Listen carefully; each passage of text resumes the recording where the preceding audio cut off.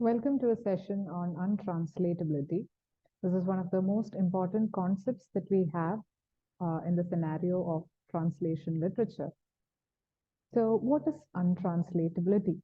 Untranslatability is basically the loss and change of meaning in the process of translation. So, once when something is translated from the source text to the target text, the process of untranslatability happens. And six aspects of cultural differences happens in the process of translating. There might be cultural backgrounds that get translated. There might be different customs that get translated, different associations, beliefs, social etiquettes, and cultural blanks. So these are the situations where mostly untranslatability happens. What are the two types of untranslatability? First, we have the linguistic cause of untranslatability and then the cultural cause of untranslatability. These are the perceived two causes of untranslatability when it comes to translation. So what is linguistic cause of untranslatability? Let's delve a little deeper into that. So as we mentioned earlier, when we change from source language to target language, there is a event where some meanings could be lost in the process, and in such cases we call it untranslatability. Now, linguistic cause of untranslatability could be due to differences in the language system. Now, take the example where an Indian text is being translated to English. So there would be many elements or the system of language itself would be quite different. So there is the problem of language system, and it is one of the most common problems that happens in translation. So untranslatability could also happen in vocabularies or words, even sentences and passages. So untranslatability becomes a real challenge from a socio-semiotic perspective. Um, differences in it could happen in differences in referential meaning, pragmatic meaning, and intralingual meaning in the linguistic sign, and meanings associated with an expression, it differs in different languages. So a certain word in a certain language would not mean the same thing in another language, and the baggage of cultural and social ideas of a word carries different meanings. This is just an example from Japanese. Now, coming towards the types of linguistic untranslatability, we have three types of linguistic untranslatability. The first one being referential untranslatability, which occurs when a referential element in the source message is not known or readily comparable to a particular item in the target language. Let's look at an example.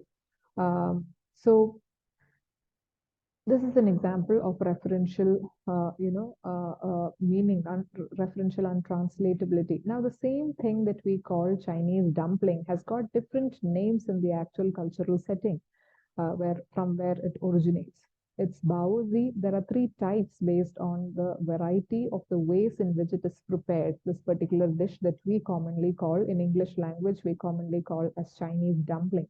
It could be baozi is one variant of it, jiaozi is another variant, and huntun is another variant. So again, the referential untranslatability is when a referential element in the source message is not known or readily comparable to a particular item. Now, we don't have a particular term that exactly explains baozi into English. We don't have a particular word in English for that. It's just dumpling for, everything.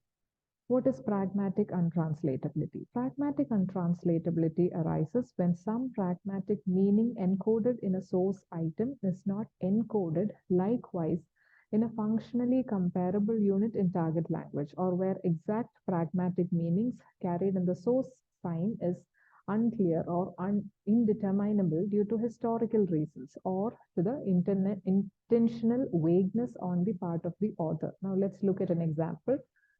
Je vais, je moi is its French phrase for I am going home. And the second phrase here is for I am going to my country.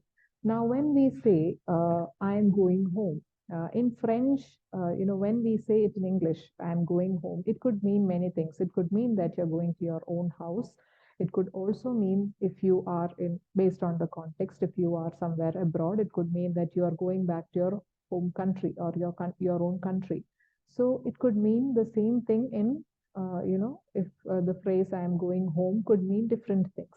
Now, for in French language, we have specificity when it comes to that meaning. The first phrase over here, the sentence over here, it actually means I'm going home.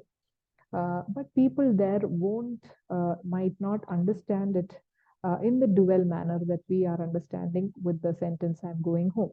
The second sentence, however, it clearly says that I'm going to my country. Okay, so that is pragmatic untranslatability. So such changes happens in language, that is pragmatic based on the context. Untranslatability could occur. And finally, intralingual untranslatability, we mean any situation in which the source expression is apparently not transferable due to some communicatively foregrounded linguistic peculiarity it contains. Okay, that is intralingual. It is completely based on the linguistic aspects. Let's look at an example. This is the conversation between two characters in Shaw's play, Augustus Does His Bit. So the clerk says, "Are you engaged?" What business is that of yours? However, if you will take the trouble to read the society newspapers for this week, you will see that I'm engaged to the Honorable Lucy Popham. The clerk says, "That isn't what I meant. Can you see a female?"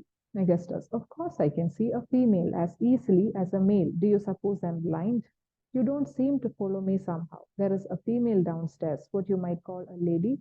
She wants to know can you see her if I let her up?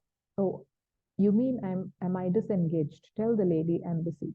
So this is a simple, conversation that happens in English, where the meaning the word engaged might have a proper meaning for the, scenario, for the joke in English language, but might be difficult in another language when translated into another language.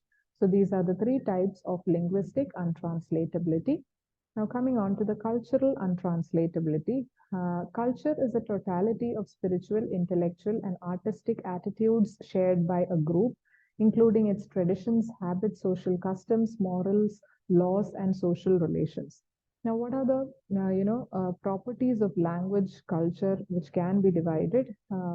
There is ecology, material culture, social culture, religious culture, linguistic culture. All these things are to be noted while we translate something. Now, differences could be studied from 6 aspects: different cultural backgrounds, different customs, different imaginations, different beliefs and world outlooks, different social etiquettes and cultural blanks and conflicts.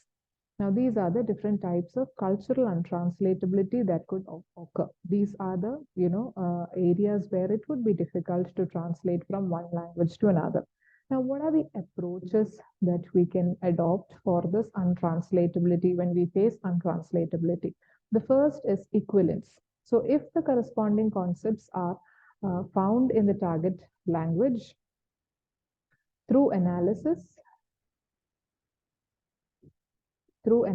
we can use these corresponding concepts to replace the words in the source language. That is equivalence. Interpretation, if no corresponding concepts are found, the translator could interpret the word in the target language, could use their own, the target language in order to interpret or reproduce the same meaning in the target language. Concession, sometimes similar concepts can be found in target language instead of corresponding concepts. So instead of having the same concept expressed there, you could use a similar concept in the target language. Literal translation is translating, when translating some very important things, literal translation, like for example, user manuals. This could be, a literal translation could be actually useful for such things.